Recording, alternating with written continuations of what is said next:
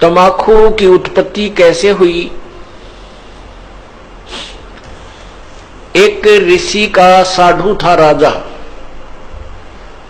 एक ऋषि का साधु राजा था और एक दिन राजा ने अपने साधु ऋषि को आमंत्रित किया अपने घर पर जलपान के लिए। तो राजा ऋषि ने बहुत मना किया अपनी पत्नी को कि राजाओं का और ऋषियों का कोई मेल नहीं होता, राजा बड़े अभिमानी होते हैं, ये कोई हमारे सिर में दर्द करेंगे। लेकिन वो ऋषि पत्नी नहीं मानी, कहने लगे मेरी बहन कब कब मुझे बुलावे, आप तो न्योय नाक चढ़ाया करो, कोई भी काम हो जा। अर्थात ऋषि जी को विवश कर दिया राजा के घर जाने के लिए। अब राजा के घर गए तो राजा ने अपनी जो महिमा बना दिखाने के लिए और ऋषि पत्नी को प्रभावित करने के लिए बहुत अच्छे आहार, मेज का ऊपर काजू किस्मत सेब संतरे नाना प्रकार की सब्जी बनवा कर, जलेबी कचौड़ी पकौड़ी दही खीर हलवा सारे व्यंजन लगवा दिए मेज पे। अब आहार किया ऋषि जी ने भी, ऋषि पत्नी ने भी, सब ने मिलकर आहार किया। अब चलते समय ऋषि जी ने कहना पड़ा जी आप भी हमारे यहाँ आइएगा, एक औपचारिकता होती है। तो राजा ने कहा अवश्य आएंगे, कभी समय मिला तो अवश्य आएंगे।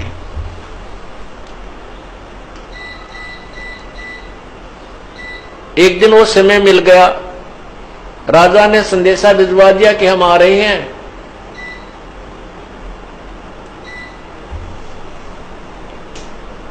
अब ऋषि पत्नी चिंतित हुई कि वो तो सचमुच आ रहे हैं और साथ में ये संदेशा भेज दिया कि मेरे साथ हजारों की संख्या में अंगरक्षक होंगे, मेरे सैनिक होंगे। अब राजा चाहता था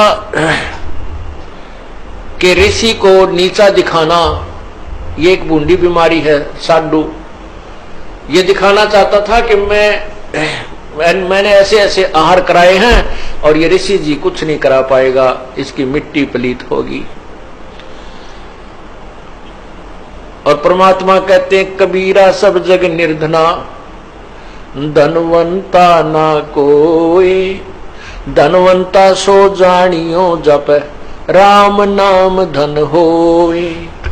अब ऋषि जी के पास अपने तप की कमाई थी, अपनी साधना भजन की कमाई थी।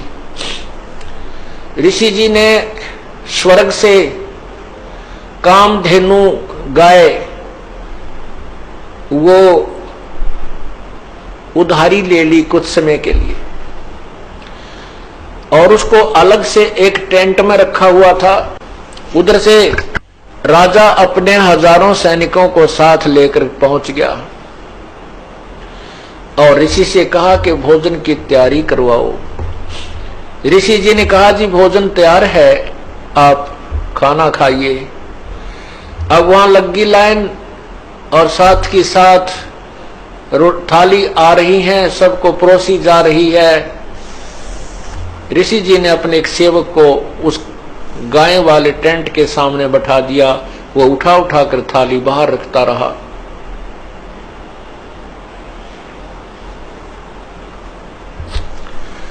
अब जब सब सैनिकों ने खाना खा लिया और ऐसा स्वादिष्ट भोजन उन्होंने कभी नहीं खाया था, तब राजा ने पूछा कि हे ऋषि जी आपके पास ना कहीं कोई भोजन बनाने की व्यवस्था नजर आ रही है, ना किधर को चूल्हा डाल रखा तुमने, ना कोई हलवाई बुला रखा, ये ऐसा भोजन स्वादिष्ट भोजन कहां से आ रहा है? तब राजा ने बताया कि मेरे पास एक कामधेनु गाय है और उसमें यह शक्ति होती है कि वो चाहे पूरी पृथ्वी जीव जा भोजन खा ले, पूरी पृथ्वी के प्राणी, तो भी उसका अंत नहीं आता है।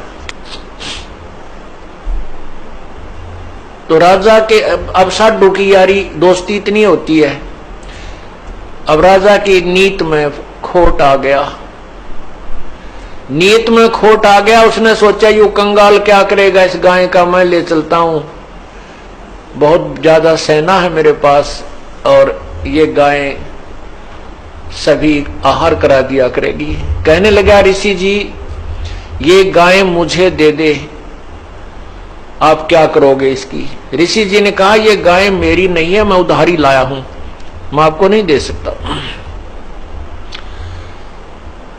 तो राजा बोला सैनिकों से कि सैनिकों इस गाय को छीन लो।